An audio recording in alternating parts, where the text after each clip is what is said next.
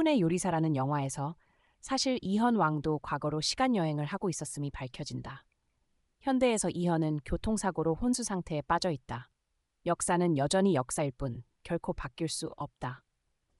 지영은 조선시대에 시간여행을 하여 이현 왕의 아직 미완성인 역사 페이지를 완성하기 위해 노력한다.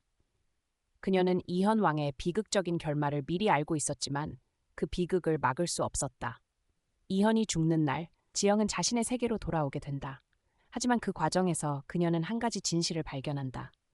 이현도 자신의 꿈속에 갇혀 있었으며 다른 점은 이현이 사고로 인해 현대에서의 기억을 완전히 잃었다는 것이다. 그는 자신이 조선의 왕이라고 믿고 있었다. 이것이 지영이 이현이 역사에 기록된 음탕하고 피에 굶주린 폭군과 전혀 다르다고 느낀 이유였다.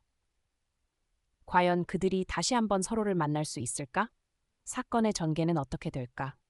오늘 영상에서 이를 공개하겠다.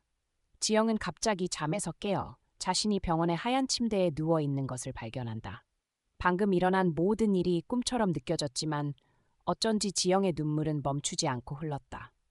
지영의 가슴은 찢어질 듯 아팠다. 그녀가 현대로 돌아오기 전 겪었던 끔찍한 기억이 떠올랐다. 결과를 미리 알고 있었음에도 불구하고 지영은 그 비극으로부터 왕을 구할 수 없었다. 이현은 결국 대비가 세운 함정에 빠졌다. 지영이 돌아왔을 때 그녀는 이현의 눈에서 불타는 분노의 불꽃을 보았다. 그녀가 한 번도 보지 못했던 무서운 표정이었다. 지영은 이현을 따라 달려갔지만 이현은 이미 아무 말도 들을 수 없는 상태였다. 어머니의 죽음이 대비에 의해 이루어졌음을 알게 된 후 이현의 마음에는 분노와 증오만이 남아 있었다. 이현이 대비의 전각으로 들어가는 모습을 본 지영은 소리쳤다. 이제 끝이야. 만약 대비가 이현의 손에 죽는다면 그는 틀림없이 가장 잔혹한 폭군이 될 거야. 대군은 이를 빌미로 반역을 일으킬 거야. 그를 막아야 해. 하지만 어떻게 해야 하지? 정말 조선의 역사는 바꿀 수 없는 걸까? 왜 그렇게 했소? 왜 내 어머니를 죽였소? 이현이 모든 진실을 알게 되자 대비는 숨기지 않고 사실을 인정했다. 드디어 내가 두려워했던 날이 왔구나, 이현아. 네가 나를 미워하는 걸 안다. 하지만 그때는 정말 달리 방법이 없었다. 내가 그렇게 한 것은 조선을 위해서였다. 너의 안전을 위해서였다. 입 닥치시오. 거짓말. 당신은 당신의 이익을 위해 그랬을 뿐이요. 당신은 내 어머니가 황후가 되어 당신의 자리를 빼앗을까 두려웠던 거요. 그래서 어머니를 해쳤고 그녀를 치욕 속에 고통스럽게 죽게 했소. 조선을 위한 것이라는 핑계로 당신의 악독한 마음을 가리려 하지 마시오. 정말 역겹소. 이현이 자신에게 더 이상 존경을 보이지 않는 모습을 보고 대비는 마음 아프게 말했다. 이현아, 지금 네가 나를 몹시 원망하는 걸 안다. 하지만 나는 내가 한 일에 대해 후회하지 않는다. 너와 조선 사이에서 선택해야 한다면 나는 조선을 택할 것이다. 왕은 실망한 목소리로 말했다. 드디어 당신의 본심을 드러냈군요. 조소, 당신이 내 자리를 그렇게 원한다면 가져가시오. 나는 이 자리가 필요 없소. 내가 원하는 건 내 어머니를 위한 정의를 찾는 것이오. 당신을 어머니께 데려가 사과하게 하겠소. 이현은 그렇게 말하며 칼을 뽑아 대비에게 돌진했다. 그 순간 지영이 제때 나타났다. 이현이 증오의 눈이 멀어 흑화하고 역사상 가장 악명 높은 폭군이 되려는 것을 본 그녀는 망설이지 않고 달려가 대비 앞을 막아섰다. 너무 갑작스러운 상황에 이현은 칼을 거둬들일 틈이 없었다. 지영은 이현의 칼에 가슴 깊이 찔렸다. 이 장면은 대비와 왕 모두를 충격에 빠뜨렸다. 지영이 자신의 칼에 위험에 처한 것을 본 왕은 즉시 칼을 거두고 그녀를 부축하며 달려갔다. 지영, 괜찮은 거지? 왜 그런 짓을 했어? 지영은 이현이 자신 때문에 눈물을 흘리는 모습을 보고 마음이 아팠지만 억지로 미소를 지으며 그의 얼굴을 부드럽게 쓰다듬으며 말했다. 이현, 나 괜찮아. 내가 어디서 왔는지 잊었어? 나는 죽지 않아. 기껏해야 내 집으로 돌아갈 뿐이야. 하지만 나는 네가 정말 걱정돼.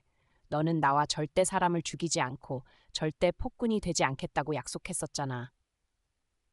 이현은 울며 말했다. 맞아, 미안해. 내가 잘못했어. 제발 나를 혼자 두지 마. 지영은 고통을 참으며 말했다. 나는 너를 버리지 않아. 나는 언제나 네 곁에 있어. 이현, 내가 하는 말 잘 들어. 너의 적은 대비가 아니야. 대군 재선과 수권 강씨야. 그들이 모든 것의 배후에 있어. 그들은 외조모를 이용해 너 안의 야수를 깨우려 했어. 그들은 너를 통해 대비를 제거하려 했고 너를 가장 비인간적인 폭군으로 만들어 백성들의 분노를 일으키려 했어. 그리고 그들은 반역자들과 함께 왕조를 공격할 거야. 그들은 너와 조선을 파괴하려 해. 그러니 제발 이성을 지켜. 대군에게 집중해. 나는 대비가 나름의 고충이 있어서 그렇게 했을 거라고 믿어. 대군을 물리친 후 대비와 이야기를 나눠봐. 할 수 있지? 그렇지? 이연은 고개를 끄덕이며 말했다. 할 수 있어. 네가 나를 버리지 않는다면 너 말대로 할게. 지영은 미소를 지으며 입에서 피가 흘렀다. 그녀의 생명은 이제 몇 초밖에 남지 않았다. 대비는 이를 보고 마음 아파하며 말했다. 왜 나를 구한 거지? 도대체 너는 누구야? 지영은 말했다. 나는 대비를 위해 이렇게 한 게 아니에요. 나는 단지 왕과 조선이 대군에 의해 파괴되는 걸 원치 않았을 뿐이에요. 대비, 제발 왕을 도와주세요. 저는 대비가 진심으로 왕을 사랑한다고 믿어요. 그게 제 유일한 부탁이에요.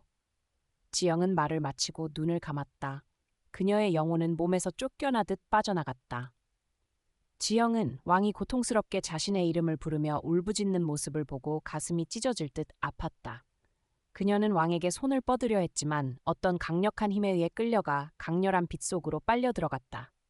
깨어났을 때 지영은 자신이 현대로 돌아왔음을 깨달았다. 이현을 떠올릴 때마다 그녀의 가슴은 극심한 고통으로 아팠다. 그녀는 조용히 중얼거렸다. 이현, 너를 버리고 온 것 같아서 미안해. 정말 미안해.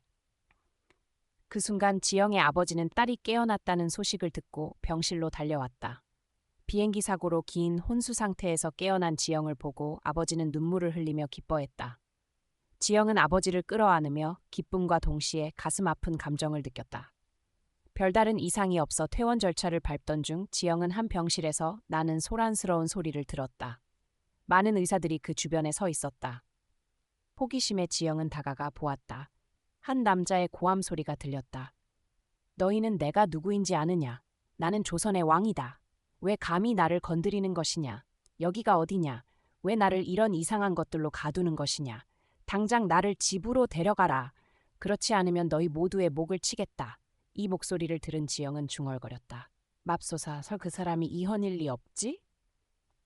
지영이 그 남자의 얼굴을 보기 위해 안으로 들어가려 했을 때 그녀는 그와 마주치며 충격에 빠졌다. 그는 이현이었다. 그는 이현과 똑같이 생겼다. 지영이 놀라서 자신을 뚫어지게 쳐다보는 것을 보고 이현은 화를 내며 말했다. 너는 누구냐?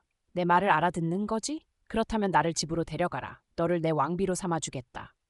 지영은 이런 상황에서 이현을 다시 만난 것이 믿기지 않았다.